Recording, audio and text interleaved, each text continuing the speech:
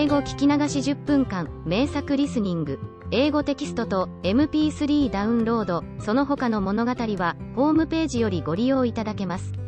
88thpp.com 88thpp.com The Emperor's New Clothes. Many years ago, there was an emperor who was so excessively fond of new clothes that he spent all his money in dress. He did not trouble himself in the least about his soldiers, nor did he care to go either to the theater or the chase, except for the opportunities then afforded him for displaying his new clothes. He had a different suit for each hour of the day, and as of any other king or emperor, one is accustomed to say, he is sitting in council, it was always said of him, the emperor is sitting in his wardrobe. Time passed merrily in the large town which was his capital. Strangers arrived every day at the court. One day, two rogues, calling themselves weavers, made their appearance. They gave out that they knew how to weave stuffs of the most beautiful colors and elaborate patterns, the clothes manufactured from which should have the wonderful property of remaining invisible to everyone who was unfit for the office he held, or who was extraordinarily simple in character. These must, indeed, be splendid clothes, thought the emperor. Had I such a suit, I might at once find out what men in my realms are unfit for their office, and also be able to distinguish the wise from the foolish. This stuff must be woven for me immediately. And he caused large sums of money to be given to both the weavers in order that they might begin their work directly. So the two pretended weavers set up two looms, and affected to work very busily, though in reality they did nothing at all. They asked for the most delicate silk and the purest gold thread, put both into their own knapsacks, and then continued their pretended work at the empty looms until late at night. I should like to know how the weavers are getting on with my cloth, said the emperor to himself, after some little time had elapsed. He was, however, rather embarrassed, when he remembered that a simpleton, or one unfit for his office, would be unable to see the manufacture. To be sure, he thought he had nothing to risk in his own person, but yet, he would prefer sending somebody else, to bring him intelligence about the weavers and their work, before he troubled himself in the affair. All the people throughout the city had heard of the wonderful property the cloth was to possess, and all were anxious to learn how wise, or how ignorant, their neighbors might prove to be. I will send my faithful old minister to the weavers, said the emperor at last. After some deliberation, he will be best able to see how the cloth looks, for he is a man of sense, and no one can be more suitable for his office than he is. So the faithful old minister went into the hall, where the knaves were working with all their might, at their empty looms. What can be the meaning of this? Thought the old man, opening his eyes very wide. I cannot discover the least bit of thread on the looms. However, he did not express his thoughts aloud. The impostors requested him very courteously to be so good as to come nearer their looms, and then asked him whether the design pleased him, and whether the colors were not very beautiful, at the same time pointing to the empty frames. The poor old minister looked and looked, he could not discover anything on the looms, for a very good reason, viz., there was nothing there. What? Thought he again. Is it possible that I am a simpleton? I have never thought so myself, and no one must know it now if I am so. Can it be, that I am unfit for my office? No, that must not be said either. I will never confess that I could not see the stuff. Well, Sir Minister, said one of the knaves, still pretending to work. You do not say whether the stuff pleases you. Oh, it is excellent, replied the old minister, looking at the loom through his spectacles. This pattern, and the colors, yes, I will tell the emperor without delay, how very beautiful I think them. We shall be much obliged to you, said the impostors, and then they named the different colors and described the pattern of the pretended stuff. The old minister listened attentively to their words, in order that he might repeat them to the emperor, and then the knaves asked for more silk and gold, saying that it was necessary to complete what they had begun. However, they put all that was given them into their knapsacks, and continued to work with as much apparent diligence as before at their empty looms. The emperor now sent another officer of his court to see how the men were getting on, and to ascertain whether the cloth would soon be ready. It was just the same with this gentleman as with the minister. He surveyed the looms on all sides, but could see nothing at all but the empty frames. Does not the stuff appear as beautiful to you, as it did to my lord the minister? Asked the impostors of the emperor's second ambassador, at the same time making the same gestures as before, and talking of the design and colors which were not there. I certainly am not stupid, thought the messenger. It must be, that I am not fit for my good, profitable office. That is very odd, however, no one shall know anything about it. And accordingly he praised the stuff he could not see, and declared that he was delighted with both colors and patterns. Indeed, please your imperial majesty, said he to his sovereign when he returned, "the cloth which the weavers are preparing is extraordinarily magnificent."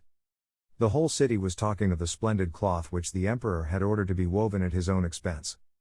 And now the emperor himself wished to see the costly manufacture, while it was still in the loom. Accompanied by a select number of officers of the court, among whom were the two honest men who had already admired the cloth, he went to the crafty impostors, who, as soon as they were aware of the emperor's approach, went on working more diligently than ever, although they still did not pass a single thread through the looms. "Is not the work absolutely magnificent?" said the two officers of the crown, already mentioned. "If your majesty will only be pleased to look at it.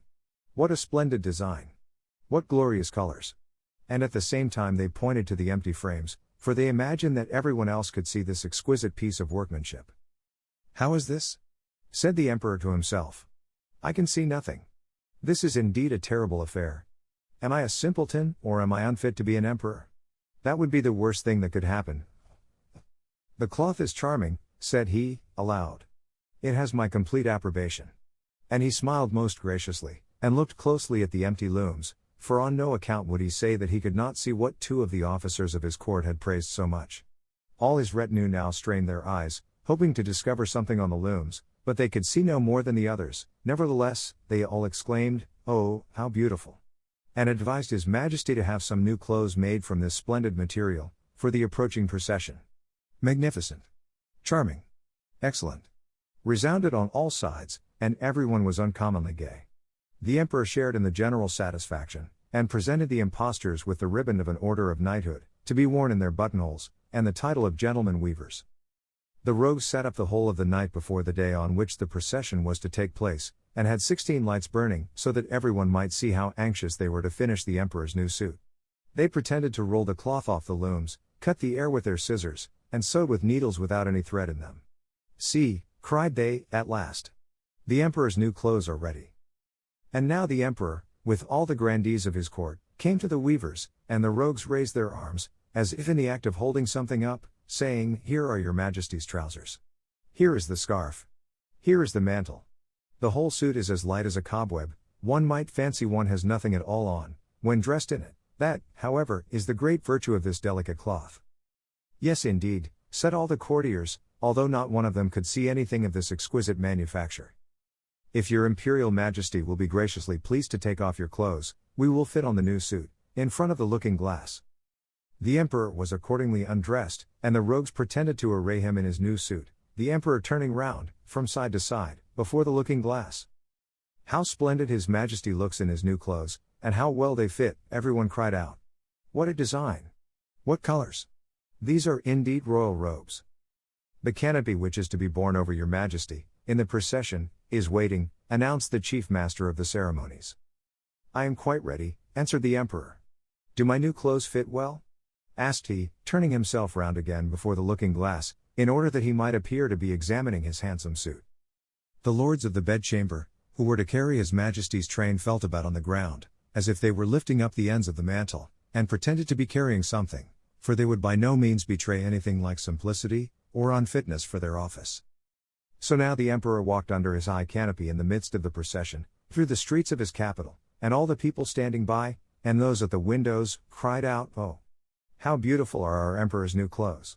What a magnificent train there is to the mantle, and how gracefully the scarf hangs!" In short, no one would allow that he could not see these much admired clothes, because, in doing so, he would have declared himself either a simpleton or unfit for his office. Certainly, none of the emperor's various suits had ever made so great an impression as these invisible ones. "But the emperor has nothing at all on," said a little child. "Listen to the voice of innocence," exclaimed his father, and what the child had said was whispered from one to another.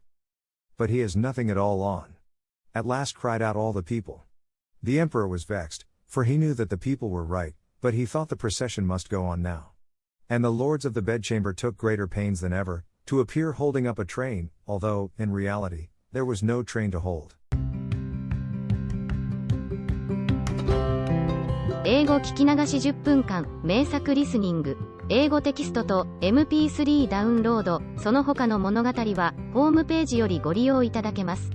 88thpp.com 88thpp.com